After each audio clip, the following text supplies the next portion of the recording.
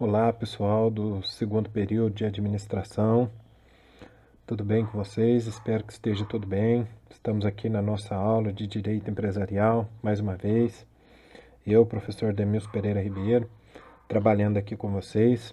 Então, nós vamos trabalhar a nossa aula de número 5. Espero que vocês estejam com o nosso cronograma em dia, grifando quando a aula está sendo dada, quando a aula está sendo estudada, revisada.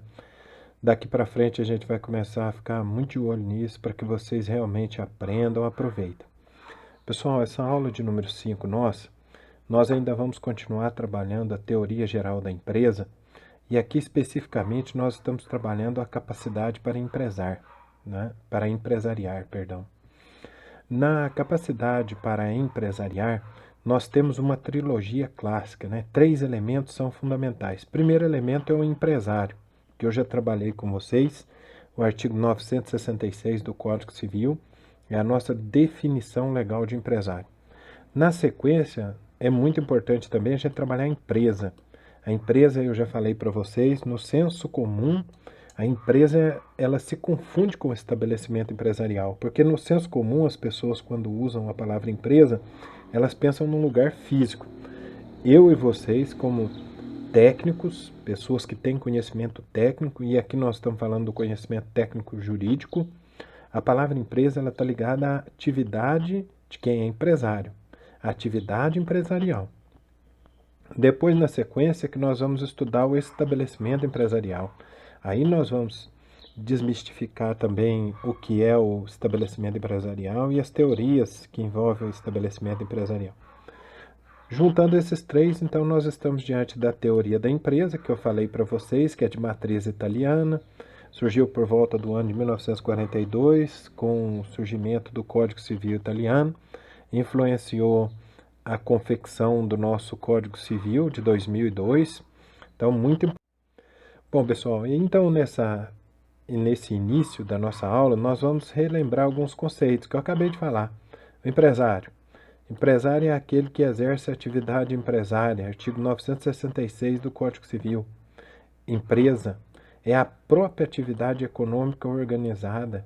Estabelecimento, que nós ainda vamos estudar detalhadamente, é um conjunto de bens organizados pelo empresário para o exercício da empresa. A definição está no artigo 1142 do Código Civil. Bom, o que nós vamos estudar especificamente nessa primeira parte da nossa aula? Nessa primeira parte da nossa aula, nós vamos estudar as hipóteses excepcionais para o incapaz ser empresário. Porque na aula passada nós falamos, não é? Que para ser empresário eu tenho que estar no pleno gozo da minha capacidade. E se eu não estiver no pleno gozo da minha capacidade, se eu for um incapaz? No Brasil, no ordenamento jurídico brasileiro, nós adotamos a teoria das incapacidades e aí nós falamos no relativamente incapaz e no absolutamente incapaz. O relativamente incapaz, para o exercício dos atos da vida civil, o relativamente incapaz ele deve ser representado. Agora, o absolutamente incapaz, eu peço que vocês observem bem, quando a gente for falar do absolutamente incapaz, a gente vai ver que eu me equivoquei aqui no conceito anterior, quero retomar a explicação para que vocês tenham a noção exata. Quando nós falamos do absolutamente incapaz, o absolutamente incapaz ele deve ser representado. Alguém faz o ato por ele.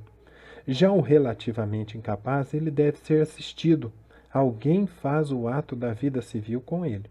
Diante desses dois aspectos, absolutamente incapaz, aquele que deve ser representado, relativamente incapaz, aquele que deve ser assistido, então, tendo por base a teoria das incapacidades, nós vamos trabalhar agora aqui algumas hipóteses excepcionais para o incapaz ser empresário individual. E aí a gente tem que ficar de olho aqui no artigo 974 do Código Civil.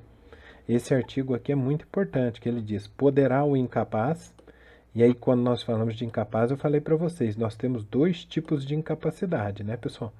Nós temos a incapacidade absoluta, que ele não pode exercer os atos da vida civil, e aí ele vai ter que ser representado, e a incapacidade relativa, que ele pode exercer os atos da vida civil, porém deve ser assistido, acompanhado por alguém.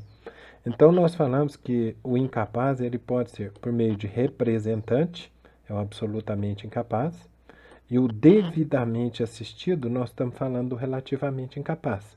Ele pode o quê? Vejam o verbo, é importantíssimo que vocês destaquem o verbo. Ele não pode iniciar uma atividade empresarial, ele pode continuar, e aí continuar a empresa, antes exercida por ele enquanto capaz, ou por seus pais, ou pelo tutor de herança. Então aqui nós temos uma regra, o incapaz, ele não pode iniciar uma sociedade, mas, veja a exceção, ele poderá continuar uma sociedade já existente. Então a observação que eu coloquei aqui para vocês, e que eu quero que vocês fiquem atentos é essa. Não se trata de uma regra de proteção ao incapaz, mas sim de uma regra de preservação da atividade empresarial, que isso também cai em concurso. Então são duas as exceções, ok, pessoal? São duas as exceções, isto é, existem duas hipóteses excepcionais em que o incapaz poderá continuar uma sociedade empresária, tá certo? Diante disso, o que eu quero que vocês observem? A primeira hipótese é a hipótese da sucessão hereditária. O que é a sucessão hereditária? O incapaz, ele recebe uma herança. Aí eu coloquei aqui para vocês um estudo de caso. Nesse estudo de caso a gente consegue trabalhar um pouco de teoria, um pouco de análise e um pouco de prática. Vamos ver então aqui? Para quem não entende, o estudo de caso é um exemplo detalhado. Então nós temos aqui João, ele tem um bar numa rodoviária na condição de empresário individual. João é um viúvo e ele tem um filho, observem comigo, Felipe. O Felipe, que é filho de João, ele tem apenas 15 anos de idade. Então, para quem não sabe, o absolutamente incapaz é até os 16 anos de idade. Dos 16 aos 18, nós temos o relativamente incapaz. Então, vejam que o Felipe ele é absolutamente incapaz. Ele tem menos de 16 anos de idade. Mas o Felipe sempre ajudou o pai no bar. Certo dia, João sofre um acidente e falece. Felipe tem interesse em dar continuidade. Olha o que eu pus aqui para vocês, ó. Continuar. O bar do pai falecido. O que é permitido, já que Felipe não está iniciando a atividade, mas sim dando continuidade a uma atividade já existente. Ok, pessoal? A segunda exceção é essa aqui na letra B, ó, é a incapacidade superveniente. O que significa superveniente? É que vem depois. Então vamos de novo um estudo de caso, teoria, análise e prática. João, que tinha uma loja de acessórios para celular, sofre um acidente e adquire uma incapacidade. Então veja bem, hein? O João, ele era um empresário, exercia uma atividade empresarial, tinha capacidade, estava no pleno gozo das suas faculdades, mas ele sofreu um acidente e ficou incapacitado. Essa incapacidade é uma incapacidade superveniente, ela veio depois que ele se tornou empresário. Então o que vai acontecer com o João? O João poderá dar continuidade. Por quê? Quando do início da atividade ele gozava da plena capacidade civil. Certo, pessoal? Continuando então aqui a nossa aula, quais são os requisitos previstos para que o incapaz possa continuar, sempre ficar de olho, a atividade empresarial? Primeiro que eu quero que vocês destaquem é que o incapaz, ele deve estar devidamente assistido, quando ele for relativamente incapaz, ou representado, quando ele for absolutamente incapaz.